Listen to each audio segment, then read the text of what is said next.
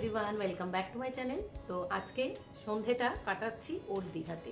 তো আমরা প্রত্যেকেই জানি যে ওল্ড দীঘাটা সন্ধে কতটা জমজমাট এবং ভীষণভাবে একটা নৈসর্গিক সৌন্দর্য কিন্তু বহন করে আনে। যে সন্ধ্যার একটা বিচ মার্কেট এবং সন্ধ্যার একদম সমুদ্রের ঢেউয়ের গর্জন সব কিছু মিলে মিশে এবং বিচের যে সুন্দর মার্কেট, সেই সমস্ত কিছু মিলে কিন্তু ওল্ড দীঘাটা একদম খুব সুন্দরভাবে একদম জমে ওঠে। তো চলো তোমাদের সাথে স্বল্প কিছু জিনিস তোমাদের সাথে শেয়ার করব।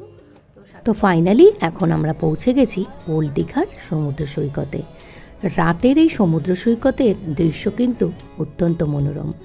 বহু পর্যটক আসে এই ওল্ড দীঘার সমুদ্র সৈকতে এই ঢেউয়ের গর্জন শুনতে এবং সমুদ্রের উত্তাল যে জলরাশি সেগুলো উপভোগ করতে। ভীষণ সুন্দর লাগছে দেখতে, চারিদিকে আলোর একটা ঝলমলে পরিবেশ, প্রচুর মানুষের ভিড় এবং নানা রকম খাবারের দোকান। প্রচুর খাবারের দোকান রয়েছে, নানা রকমের জিনিসপত্রের দোকান রয়েছে, মুক্তোর দোকান, কাজু বাদামের দোকান, প্রচুর কিছু রয়েছে। এই সমস্ত জিনিস দেখতে দেখতে আমরা কিন্তু এই দীঘার সমুদ্র সৈকতের পাড়ের যে রাস্তাটা সেটা দিয়ে হাঁটতে হাঁটতে অনেক কিছুই উপভোগ করলাম। সাথে সমুদ্রের গর্জন এবং যে পূর্ণিমার যে চাঁদের যে সোনালি আলো সেটাকেও কিন্তু উপভোগ করতে বেশ মনোরম লাগছিল। চাঁদের এই সুন্দর যে মনোরম আলোটা পুরো সমুদ্র সৈকতকে যেন একদম সুন্দরভাবে সাজিয়ে তুলেছে।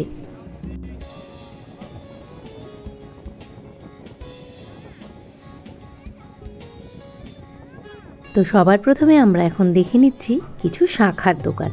এই যে শাখা নিয়ে বসছে, সব শাখাগুলোই কিন্তু পুরোপুরি এগুলো শাখা নয়, এগুলো কিছু একটা জিনিস দিয়ে তৈরি করে, 100 টাকা করে দাম নেয়। মোটামুটি কোয়ালিটির এগুলো খুব একটা ভালো কিন্তু হয় না, বাট শাখার সৌন্দর্য, শাখার যে লুকস সেটা পেতে গেলে এটা পরে তার কাজ চালানো যায়। আর দেখেছো কত মানুষের ভিড় এবং প্রচণ্ড আলোতে একদম ঝলমল করছে এই পুরো সমুদ্র সৈকত। আর এই যে গান শটের যে জায়গাটা, এটা দেখে তো মনটা ছটপট ছটপট করছিল ছোটোবেলায় ফিরে যাওয়ার জন্য, কিন্তু ভেবেছিলাম ট্রাই করব, করিনি। আরও কিছু দোকান রয়েছে এখানে, কিছু বেতের দোকান রয়েছে, কিছু কাঠের দোকান রয়েছে, ছোট ছোট সামগ্রী, খেলনা, ব্যাগ, পুতুল, বিভিন্ন রকম যে বেতের জিনিস থাকে, জুটের জিনিস থাকে, অনেক রকমের এখানে দোকানপাট রয়েছে। তো দেখো তোমরা।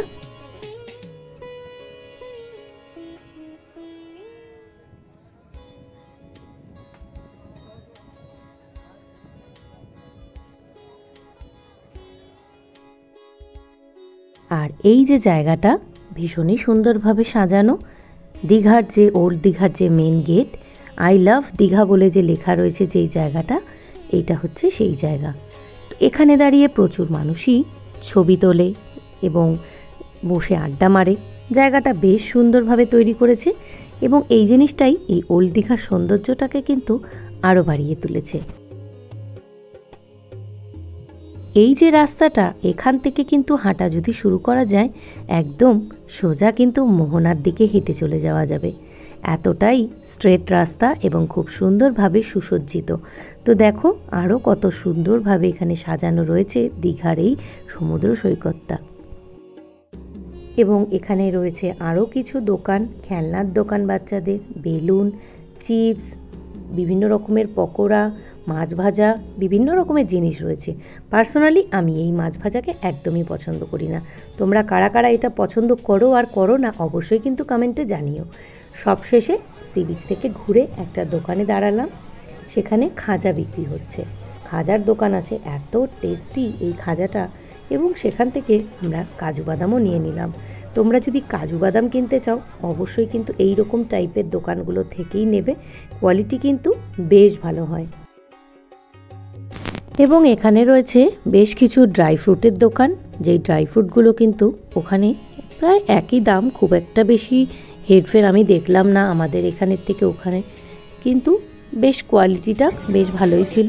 সবশেষে খুচুর মুচুর খাবার দাবার খেয়ে, কিছু সিসেলের দোকান দেখে, তারপর বাচ্চাদের কিছু গাড়ির রাইড দেখে আজকে আমাদের এই ভ্রমণটা শেষ করলাম। তো কেমন লেগেছে এই দীঘার বিচ মার্কেট অবশ্যই কিন্তু কমেন্টের মাধ্যমে জানিও। তো চলো আবার আসবো পরবর্তীতে কোনো নতুন ভিডিওর সাথে।